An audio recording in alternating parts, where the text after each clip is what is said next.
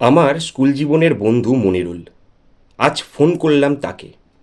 কর্মসূত্রে বহুদিন সে গুজরাটেতে থাকে।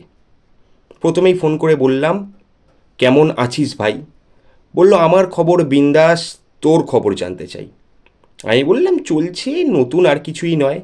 হ্যাঁ, ঠাট্টা করে ও বলল, জানি তোদের পশ্চিমবঙ্গে এমনই হয়। আমি বললাম, তাই? বলছে, হ্যাঁ ভাই। আমি বললাম, তোদের রাজ্যে তো নাকি বিজেপি সরকার, এতে খুব অসুবিধা হয় নাকি? বলল, ধুর, ওই সব গুজব, আমরা এখানে বড়ই সুখে থাকি। আমি বললাম, তাই? তাহলে আমাদের রাজ্যে এইসব গুজব কেন রটে? মনিরুল বলল, তোদের রাজ্যে গুজব রটার কারণ আছে বটে। আমি বললাম, কারণ? কি কারণ?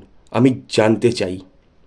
বলল, শোন ভাই, তোদের রাজ্যে উন্নয়ন নেই ভাই, তাই এইসব গুজব রটিয়েই তোদের সরকার চলছে তাই। আমি বললাম, আচ্ছা, কথাটা ভুল বলিসনি কিছু। আমাদের উন্নয়ন নিয়ে বড়ই উদাসীন আমাদের এই সরকার। বলল, বুঝে গেছিস? তাহলে তো এবার তোদের পাল্টানোটা দরকার।